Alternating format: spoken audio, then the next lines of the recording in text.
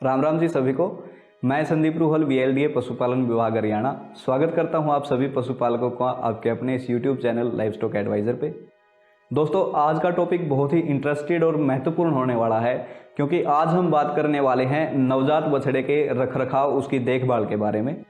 बहुत बार ऐसा देखने में आता है कि बहुत सारे पशुपालक जो है, कई बार बछड़ा जब पैदा होता है तो उसके नेवल कॉर्ड यानी कि जो नाल होती है उसको बहुत नज़दीक से काट देते हैं। उससे जो है उसमें इन्फेक्शन हो जाता है, कई बार ब्लीडिंग बहुत ज़्यादा हो जाती है, ब्लीडिंग रुक नहीं पाती है, तो वहाँ पर बहुत ज़्यादा पशुपालकों को समस्या होती है।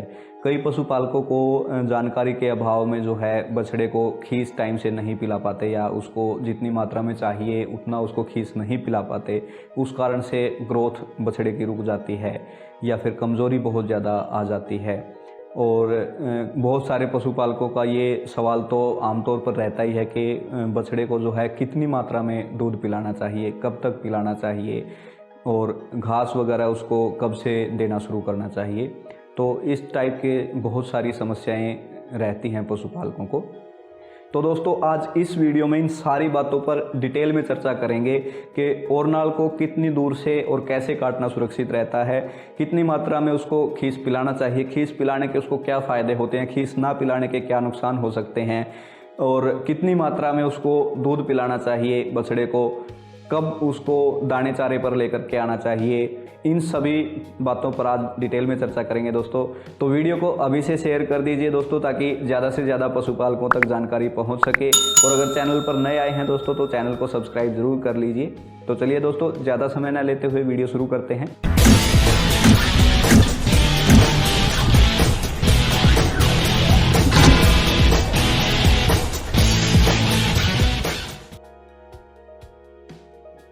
दोस्तों, एक बिल्कुल आम साधारण सी कहावत है कि आज के बच्चे आने वाले भविष्य के नेता, इंजीनियर, साइंटिस्ट या फिर डॉक्टर्स होने वाले हैं।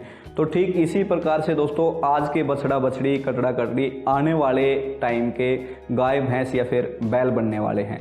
तो दोस्तों, ये बहुत ज़रूरी है कि आज हम अपने बछड़ा बछड़ी का जो है अच्छे से देखभाल उसकी करें, अच्छे तरीके से उसका पालन पोषण करें, ताकि आने वाले समय में हमें अच्छी नस्ल के दुधारू गाय भैंस या फिर अच्छी नस्ल के हमें बैल प्राप्त हो सके। और असल में देखा जाए दोस्तों, तो पशुपालक की सबसे बड़ी बचत यही है दोस्तों। और एक सबसे बड़ी ध्यान रखने वाली बात यह है दोस्तों कि बछड़े का रख रखाव उसके जन्म के साथ नहीं, बल्कि उसके जन्म से पहले ही शुरू हो जाता है। बछड़ा जब माँ के गर्भ में होता है तो आप उसकी माँ को जो खुराक देते हैं प्रेगनेंसी के दौरान, खासकर प्रेगनेंसी के लास्ट के 3 महीनों में जो खुराक हम जो है गर्भित पशु को देते हैं, उस पर सारा डिपेंड करता है कि होने वाला बछड़ा कैसा होगा, हेल्दी होगा, कमज़ोर होगा, जो भी है वो तकरीबन ज़्यादा से ज़्यादा उस खुराक पर डिपेंड करता है। लेकिन आज इस वीडियो में हम इस टॉपिक पर चर्चा नहीं करेंगे कि प्रेग्नेंट एनिमल को कैसी डाइट, कैसा आहार उसको देना चाहिए। उसके लिए मैंने एक अलग वीडियो बना रखी है, लिंक डिस्क्रिप्शन में मिल जाएगा, जाकर आप देख लीजिएगा। तो आज हम बात करने वाले हैं बछड़े के पालन पोषण के बारे में दोस्तों। तो इसमें सबसे पहली जो ध्यान रखने वाली बात यह है दोस्तों कि जब बछड़ा पैदा हो जाता है तो कई बार तो पैदा होने के बाद क्या है, जो उसका जो सूंड से जो नाल उसकी जुड़ी होती है, जिससे माँ के शरीर के साथ उसका जुड़ाव होता है, कई बार तो वो पैदा होने के बाद अपने आप ही टूट जाती है। लेकिन कई बार जब वो अपने आप नहीं टूटती है तो उस केस में पशुपालक को वो खुद ही काटनी पड़ती है। लेकिन बहुत सारे पशुपालक जानकारी के अभाव में उसको बिल्कुल सूंड के पास से काट देते हैं और बिना बांधे उसको काट देते हैं। उससे ब्लीडिंग बहुत ज़्यादा हो जाती है, कई बार इन्फेक्शन बहुत ज़्यादा हो जाता है, उस कारण से जो है बछड़ों की मौत भी हो जाती है।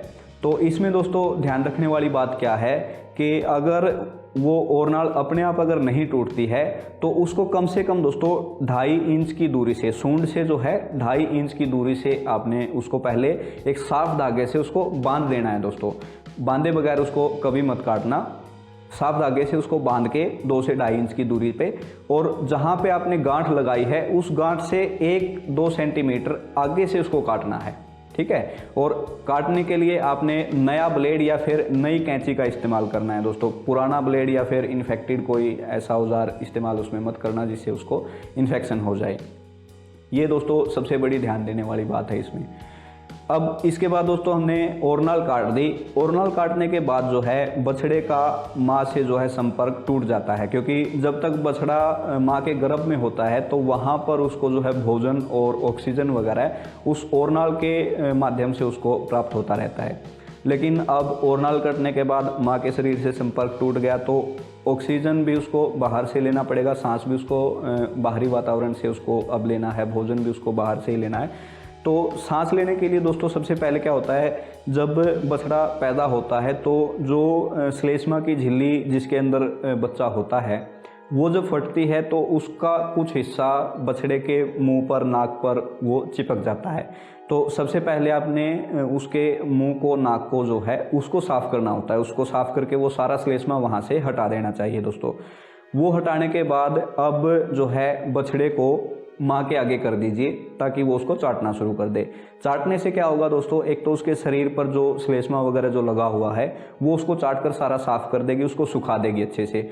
दूसरा, चाटने का एक बहुत बड़ा फ़ायदा ये होता है कि जब मादा अपने बछड़े को चाटती है तो उसके पूरे शरीर की एक तरह से मसाज हो जाती है दोस्तों, और उस मसाज से जो है उसके बछड़े के शरीर में जो है रक्त संचार बहुत अच्छे तरीके से शुरू हो जाता है, जो कि उसकी हेल्थ के लिए बहुत ज़्यादा ज़रूरी होता है दोस्तों। अब इसके बाद दोस्तों बात आती है फीडिंग की। बछड़े के लिए माँ का पहला खीस दोस्तों बहुत ज़्यादा ज़रूरी होता है, क्योंकि इस खीस से ही उसको जो है इम्यूनिटी उसके शरीर में पैदा होती है। इस खीस में दोस्तों पहला खीस जो होता है उसमें बहुत अधिक मात्रा में, बहुत पर्याप्त मात्रा में उसमें प्रोटीन है, वसा है, सारे मिनरल्स हैं और आयरन है, खासकर विटामिन ए उसमें बहुत ज़्यादा अच्छी मात्रा में होता है, जो कि बछड़े की ग्रोथ के लिए बहुत ज़्यादा ज़रूरी होता है दोस्तों। लेकिन इसमें बहुत सारे पशुपालक क्या गलती करते हैं कि वो सोचते हैं कि जब तक, बहुत सारे पशुपालकों की एक ऐसी धारणा है कि जब तक पशु जेर नहीं छोड़ता तब तक वो बछड़े को खीस नहीं पिलाते। लेकिन ये बहुत गलत धारणा है दोस्तों, क्योंकि इसमें क्या है, बछड़े को पैदा होने के बाद 1 से 2 घंटे के अंदर अंदर उसको खीस मिल जाना चाहिए दोस्तों, पहला खीस। अगर 1 से 2 घंटे के अंदर अंदर अगर उसको खीस नहीं मिलेगा तो उसमें ऑटोमेटिकली कमज़ोरी आना शुरू हो जाएगी दोस्तों। और दूसरा यहाँ पर क्या है कि जब बछड़ा खीस पी लेता है तो जैसे ही वो खीस पीता है दोस्तों तो मादा के शरीर में ऑक्सीटोसिन हार्मोन का जो संचार है वो बढ़ जाता है। ऑक्सीटोसिन हार्मोन का जो लेवल है वो जैसे ही इंक्रीज होगा, जैसे ही ऑक्सीटोसिन हार्मोन बढ़ेगा शरीर में, तो जो जेर है दोस्तों, ऑक्सीटोसिन हार्मोन जेर को निकालने में बहुत हेल्पफुल होता है, बहुत लाभकारी होता है। तो वहाँ पे अगर खीस आप उसको टाइम से पिला देंगे तो जेर भी दोस्तों वो पशु आसानी से छोड़ देगा। ये बहुत ध्यान रखने लायक बात है दोस्तों। लेकिन किसी किसी केस में दोस्तों क्या होता है कि बच्चा पैदा करने के बाद गाय भैंस कई बार दूध नहीं उतार पाती। वो किसी बीमारी के कारण हो सकता है या फिर किसी कमज़ोरी के कारण हो सकता है। अगर प्रेगनेंसी के दौरान अगर उसको अच्छी डाइट नहीं मिली है तो उसके कारण भी हो सकता है। तो अब अगर जो मादा है वो दूध नहीं उतार पा रही है या फिर कई बार ऐसा होता है कि बच्चा पैदा करने के बाद जो है गाय भैंस की मौत हो जाती है, तो ऐसे केस में क्या करें कि, क्योंकि वो एक बहुत बड़ी समस्या है, फिर बछड़े को दूध कहाँ से दें, उसको खीस कहाँ से पिलाएं। तो ऐसे केस में दोस्तों एक ऑप्शन तो ये है कि अगर उसी दौरान कोई दूसरी गाय भैंस अगर ब्याई है तो उसका खीस हम उस बछड़े को पिला सकते हैं। लेकिन अगर ये भी पॉसिबल नहीं है कि कोई दूसरी गाय भैंस का भी अगर खीस नहीं मिलता है तो उस केस में आप उसको काफ स्टार्टर दे सकते हैं। काफ स्टार्टर आप मार्केट से भी ले सकते हैं या फिर आप घर पे भी तैयार कर सकते हैं दोस्तों।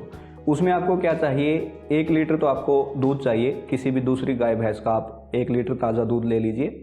1 लीटर दूध में आपने 1 अंडा लेना है। अंडे का सिर्फ बीच वाला जो पीला भाग होता है सिर्फ ओनली वो लेना है। साथ का जो पानी है उसको फेंक दीजिए। पीला भाग 1 अंडे का वो ले लीजिए। उसके साथ आधा चम्मच अरंडी का तेल, या फिर अरंडी का तेल अगर नहीं मिल पाता है तो उसकी जगह पे आप लिक्विड पैराफिन भी ले सकते हैं, आधा चम्मच। ठीक है। इसके साथ दोस्तों एक टेरामाइसिन पाउडर, एंटीबायोटिक एक पाउडर होता है, वो टेरामाइसिन पाउडर भी अगर इसमें मिला लिया जाए तो बहुत अच्छा रहता है। क्योंकि क्या होता है कि ऊपर का दूध जब बछड़े को पिलाया जाता है तो उस केस में दोस्तों बछड़े का जो पाचन क्रिया होती है वो इतनी डेवलप नहीं हो पाती, वो उसको हजम नहीं कर पाती और उस कारण से जो है उसमें अफारे की या फिर दस्त की समस्या हो सकती है। तो अगर उसमें हम टेरामाइसिन पाउडर अगर आधा ग्राम मिला लेंगे काफ स्टार्टर में तो वहाँ पर उसको जो है पाचन संबंधी कोई समस्या नहीं होगी, अफारा या फिर दस्त वगैरह में उसको बचाव रहेगा दोस्तों। तो ये भी उसमें साथ में मिला लेना चाहिए। अब इसके बाद दोस्तों बात आती है कि दूध उसको कितनी मात्रा में और कब तक पिलाना चाहिए। तो इसके लिए दोस्तों मैं आपको बताना चाहूँगा कि बछड़े की जो दूध की कैपेसिटी होती है वो उसके शरीर का जितना उसका वज़न है उसका 10वां हिस्सा आप उसको दूध पिला सकते हैं। यानी कि मान लीजिए अगर आपका बछड़ा 30 किलो का है तो उसके लिए 3 किलो दूध काफ़ी रहता है दोस्तों। अगर बछड़ा 50 किलो का है तो उसके लिए 5 किलो दूध वो काफ़ी है। और ये मैं बात कर रहा हूँ पूरे दिन की, मतलब अगर बछड़ा 50 किलो का है तो उसको पूरे दिन में 5 किलो दूध काफ़ी रहता है। 2.5 किलो सुबह दे दीजिए, 2.5 किलो उसको शाम को दे दीजिए। तो ये कोशिश करें दोस्तों कि ठीक से जो है बछड़े के वज़न का अनुमान लेकर के और वज़न के हिसाब से उसको जितना उसका वज़न है उसका 10वां हिस्सा ही उसको प्रॉपर उसी हिसाब से उसको दूध पिलाएं। इसके अलावा दोस्तों पहले महीने तक उसको केवल दूध पर ही रखिए। पहले महीने तक उसको एक्स्ट्रा कोई भी डाइट देने की ज़रूरत नहीं है। 1 महीने के बाद आप उसको धीरे धीरे दाने चारे पर लेकर के आ सकते हैं। कई बार क्या होता है कि बछड़ा कटड़ा कोई एक आध ऐसा होता है जो चारे की तरफ बिल्कुल मुँह भी नहीं करता, उसको इंटरेस्ट होता ही नहीं बिल्कुल उसमें। तो उस केस में दोस्तों आप उसको एक मिल्क रिप्लेसर, आप उसको एक बेटर ऑप्शन रहता है, दे सकते हैं उसको मिल्क रिप्लेसर। वो कॉस्ट वाइज भी कम पड़ता है और ग्रोथ के लिए भी बहुत अच्छा रहता है बछड़े की। मिल्क रिप्लेसर कैसे बना सकते हैं, वैसे तो बना बनाया भी मार्केट में मिल जाता है, लेकिन अगर आप चाहेंगे, अगर आप कमेंट करके कहेंगे तो मिल्क रिप्लेसर आप घर पर कैसे तैयार कर सकते हैं उस पर भी हम एक वीडियो बना देंगे अगर आप कमेंट करके कहेंगे तो अब कुछ बातों पर दोस्तों आपका विशेष तौर पर ध्यान दिलाना चाहूँगा, क्योंकि यही वो कारण होते हैं जिनसे जो है कटड़े बछड़ों की बहुत ज़्यादा मौत हो जाती है। एक तो सबसे मेन कारण दोस्तों क्या होता है कि जैसा शुरू में मैंने बताया, खीस अगर बछड़े को टाइम से नहीं पिलाया जाता और भरपूर मात्रा में अगर उसको नहीं पिलाया जाता तो उस कारण से दोस्तों बहुत ज़्यादा बछड़ों की मौत होती है। बहुत सारे पशुपालक क्या सोचते हैं कि ज़्यादा खीस पिलाने से जो है दस्त लग जाते हैं, लेकिन शुरू का जो खीस होता है दोस्तों उससे कभी भी बछड़े को दस्त नहीं लगते, बल्कि जो पहला गोबर जो बछड़े का निकलना होता है ना, म्यूकोमीन उसको बोलते हैं, पहला गोबर जो बछड़े का निकलना होता है वो उस खीस से ही निकलता है दोस्तों। खीस जब उसको पिलाएंगे तभी वो म्यूकोमीन निकलेगा। इसके अलावा दोस्तों पेट के कीड़े, ये एक बहुत बड़ा कारण होता है बछड़ों में मौत का। तो ये मैं आपको दोस्तों रिकमेंड करना चाहूँगा कि जब भी बछड़ा 10 से 15 दिन का हो जाए तो उस समय पर उसको पेट के कीड़ों की दवा ज़रूर दे देनी चाहिए, ताकि पेट के कीड़ों की वजह से होने वाली समस्याओं से उसको बचाव रहे। इसके अलावा दोस्तों कोई डाइजेस्टिव प्रॉब्लम अगर उसको होती है, दस्त वगैरह होते हैं, अफारा होता है, अगर ठंड वगैरह अगर बछड़े को लग जाती है तो उस केस में दोस्तों लापरवाही नहीं करनी चाहिए, तुरंत पशु चिकित्सक को बुलाकर उसका ट्रीटमेंट करवा देना चाहिए। तो ये दोस्तों कुछ बातें हैं, अगर आप ध्यान रखेंगे तो अच्छी ग्रोथ आप अपने बछड़े को, कटड़े को, बछड़ी को दे सकते हैं और उसको बीमारियों से बचा करके रख सकते हैं दोस्तों। तो ये थी दोस्तों पूरी जानकारी बछड़े के रखरखाव के बारे में। मैंने अपनी तरफ से पूरी कोशिश करी है इसमें सारी बातें कवर करने की, लेकिन फिर भी अगर कोई बात रह गई हो या कोई सवाल आपके मन में रह गया हो तो कमेंट करके आप ज़रूर पूछिएगा दोस्तों, उसका तुरंत कोशिश करेंगे आपको उत्तर देने की।